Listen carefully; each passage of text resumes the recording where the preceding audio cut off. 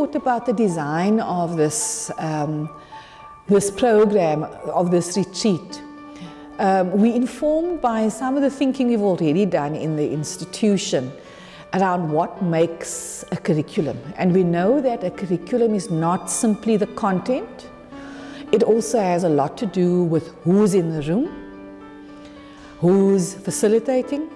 It has a lot to do with how it's constructed, the pedagogy. We know it has a lot to do with where it's located and how we set up an environment to facilitate that thinking. The teaching and learning retreat has been coming on for a long time. We've been doing many teaching and learning retreats, but this time round, the purpose is mainly to identify the critical considerations and the elements that need to be part of a framework for curriculum renewal, development and change at our institution. We've had a whole series of retreats.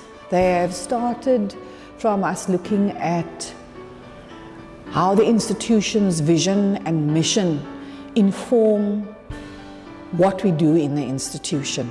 It's informed the institutional culture. We're saying, where does this institutional culture actually manifest? Where are you going to see it? So over the past few years, what we've done is looked at what is it that the top layers, the management layers, the senior management layers, the senior academics, how do they incorporate the understandings of the vision and the mission, what it means to be a dynamic African university, what it means to be leading and cutting edge for sustainable futures. So that has been the work. How do the values find themselves in the work that we do?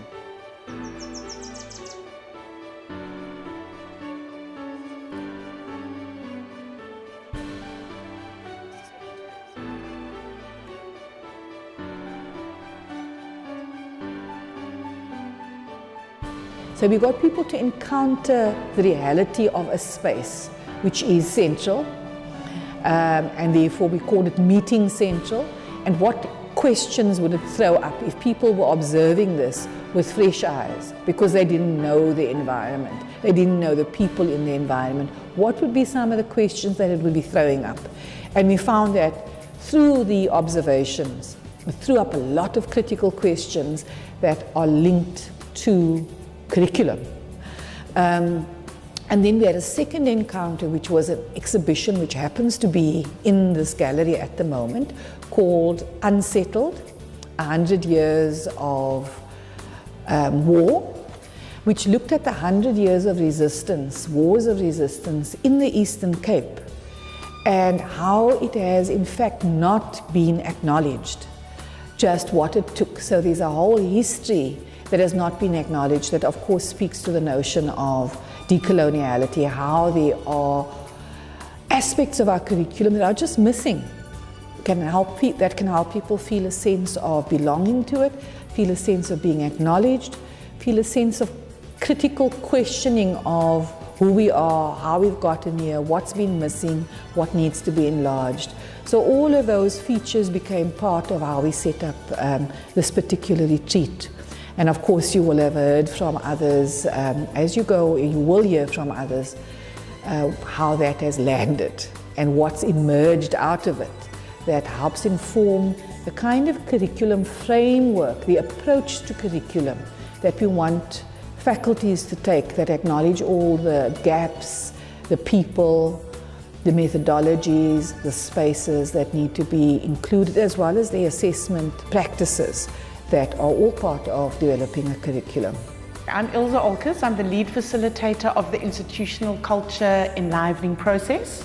What was amazing about this particular retreat, in the broader national context of all the conversations around decolonization and post-colonization, decoloniality, and all the other narratives and other theoretical frameworks, what was so incredible about this retreat is that we very intentionally tried to stay away from the dominant discourses and the existing sort of theories and approaches, and to really start this conversation again from a very foundational place of our own experiences in our own context, literally in our own neighborhood.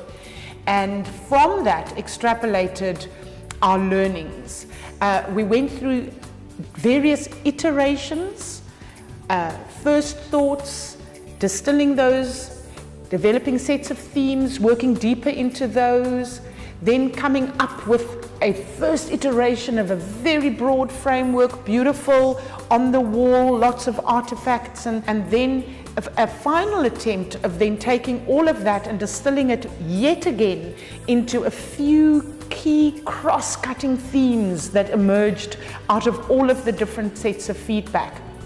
And so the final set of about 8 or 9 themes that emerged, or elements that emerged, were elements really distilled from a very rich journey that started literally in the streets of Central, that started on the battlefields of the Eastern Cape, and that through this amazingly diverse group of participants got distilled through various iterations into these 8 or 9 key elements, which we hope will now take the collective work, the institutional project around radical innovation in teaching and learning forward to the next level.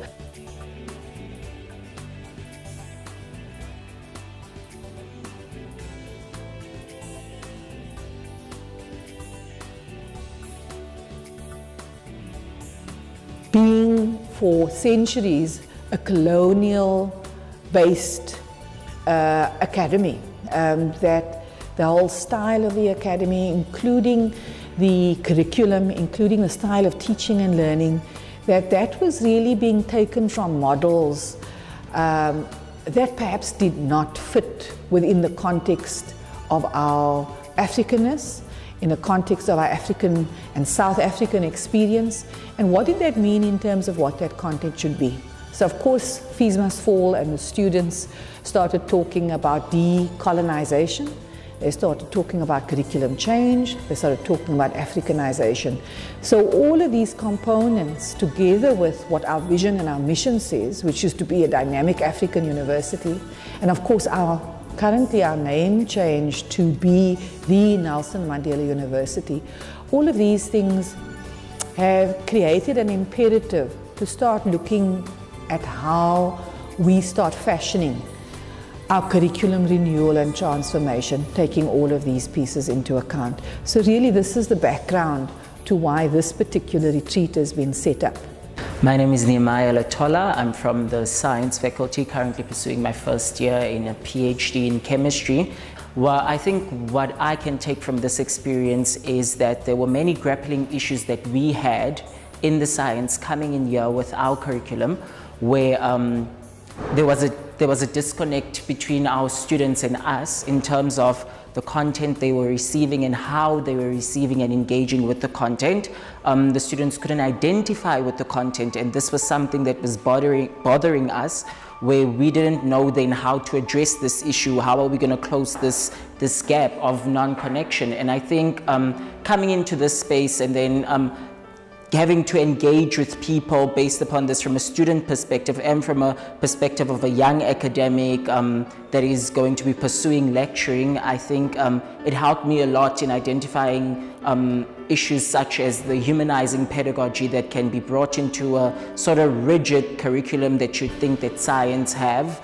You can sort of bring in these new ideas on how the recognition of the identity of someone can greatly impact the output of and the way that the curriculum and the information is received by the students. So I greatly enjoyed myself. I think that the mass of this work is going to fall upon our backs to go out and to implement all these pearls of wisdom that we have received from this retreat.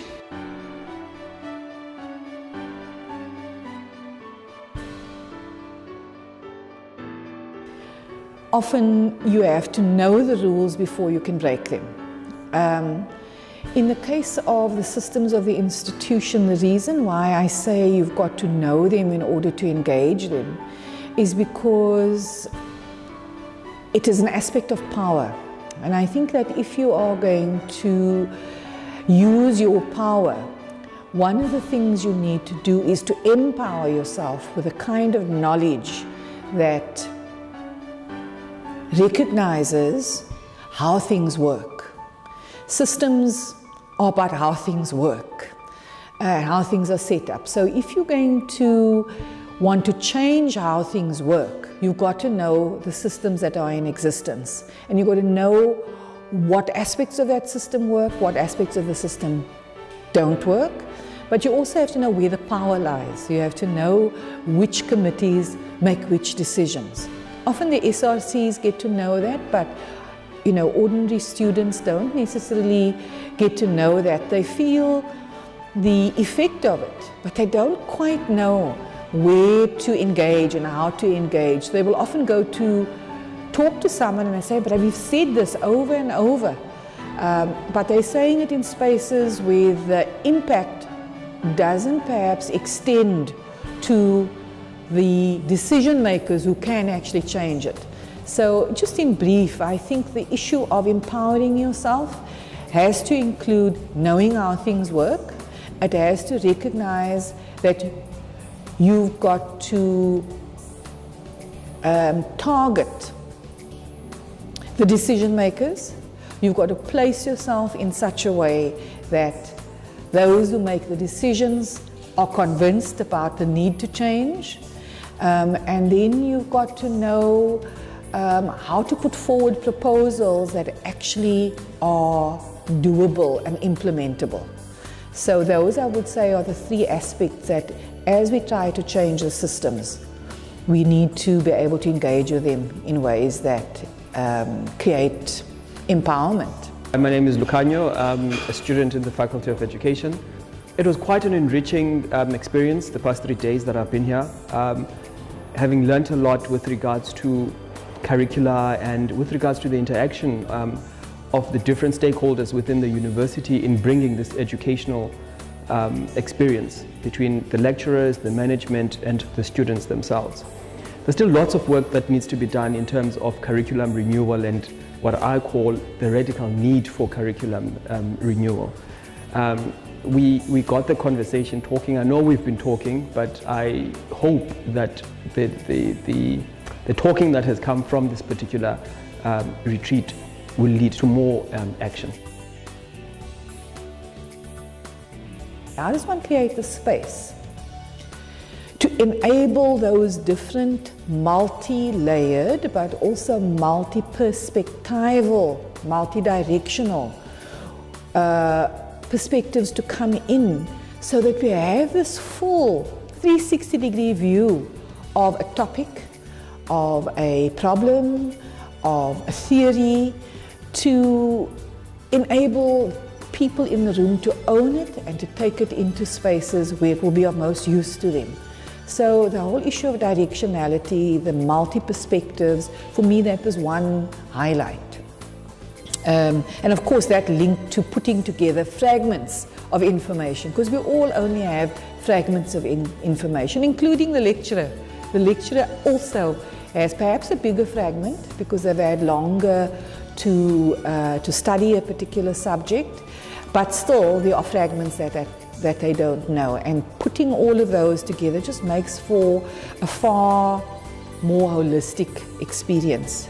I think the second piece that made so much impact was the whole idea of the dignity of people's experience on an emotional level. The dignity of emotion and feeling, whether that feeling be joy or whether that feeling be pain, that the dignity of that emotion that is an essential part of our human being. That to leave that out as though knowledge is objective is what leaves the human being, is what leaves the identity of the student, of the lecturer, out of that space as though it is some decontextualized, disembodied knowledge. So the idea of bringing into the space what people feel about what they are learning, is an essential connection within a curriculum that makes it a living, passionate, embodied, owned experience. It doesn't matter what the subject is. The whole idea of complexity and whether we are taking that into account as we think about curriculum and how every part of it works together. And the fact that we live in a complex world, that within the complexity of the world that we live in, we're going to find such diversity, and that is it, this is it, that is how the world works. And if our curricula do not take into account the complexity of what exists, we are not going to give our students and ourselves the kind of learning experience that enables us to really engage with the world in all of its complexity. So I would say those three pieces culminate for me in what I think is an abiding theme across everything that's come out. And that is how much that concept of a humanizing pedagogy that we speak about, and that people came in not really knowing what it means. What does pedagogy actually mean? What does it mean humanizing means? As I listen to people, the students asking to be recognized, you know, who they are, where they've come from, for their histories to be recognized, to be known, to not be treated as inanimate objects, you know, to not be seen as deficits. All of that, to use pedagogies, to use ways of teaching and learning that take into account who they are. It's so linked to the theme of identity. It's so linked to the theme of complexity. It's so linked to the idea of directionality, of the choices that we make. It is actually an underpinning of everything. It should be running through how our administration works. It should be running through how our lecturers engage with our students, how our students engage with each other, and through how all of that engages with the subject matter that in fact is being taught.